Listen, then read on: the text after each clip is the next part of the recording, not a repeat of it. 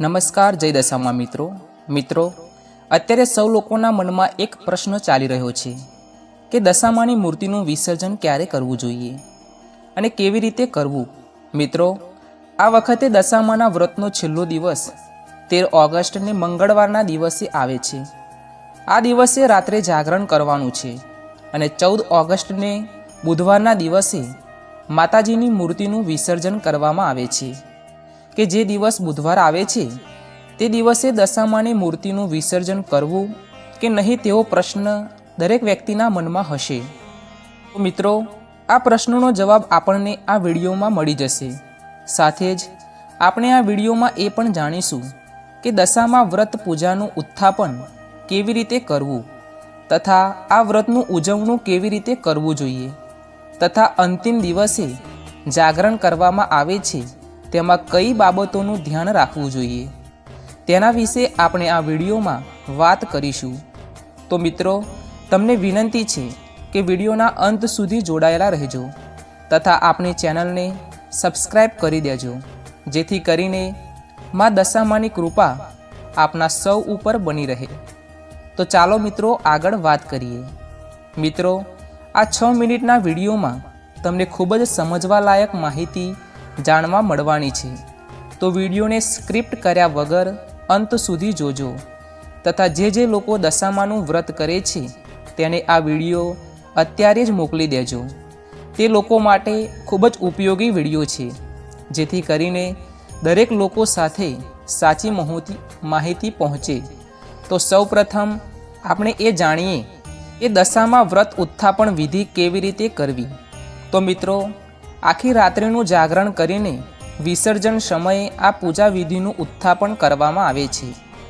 તો વિસર્જન કરતાં પહેલાં આપણા ઘરે માતા પાસે દીવો અગરબત્તી કરવી જોઈએ તથા આરતી કરવાની અને દશામાની વાર્તા સાંભળવાની અને માતાજીને પ્રાર્થના કરવાની કે 10 દિવસ દરમિયાન અમારાથી જે ભૂલચૂક થઈ ગઈ હોય તો તેની માતાજી પાસેથી માફી અને ક્ષમા માગવાની છે તથા દશામાને કહેવાનું કે આ 10 દિવસ દરમિયાન અમે આપની શ્રદ્ધા અને ભાવપૂર્વક યથાશક્તિ પૂજા કરી છે।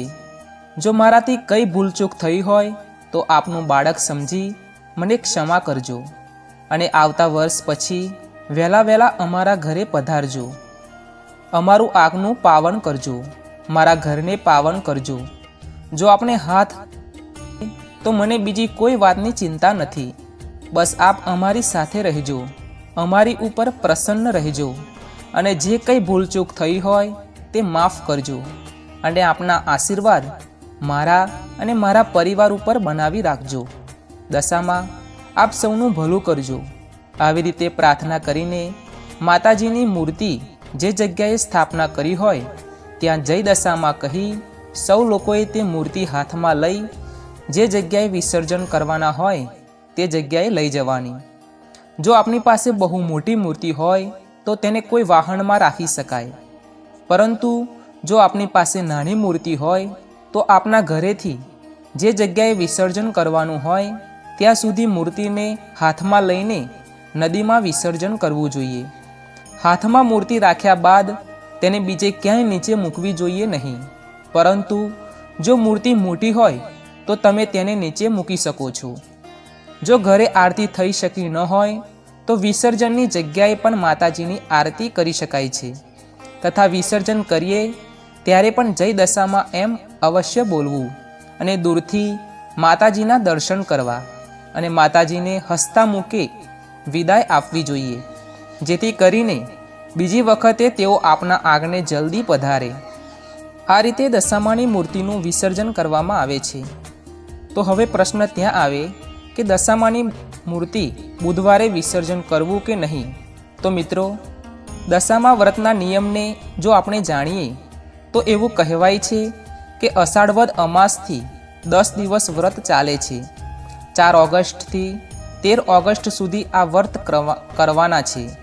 13 ઓગસ્ટ એ 10મો દિવસ છે, તેથી મંગળવારની રાત્રે જાગરણ કરવાની રહેશે અને બુધવારે સૂર્યોદય પહેલાં દશામાની મૂર્તિનું વિસર્જન કરવાનું રહેશે, એટલે બુધવારે જ વિસર્જન કરી શકાશે।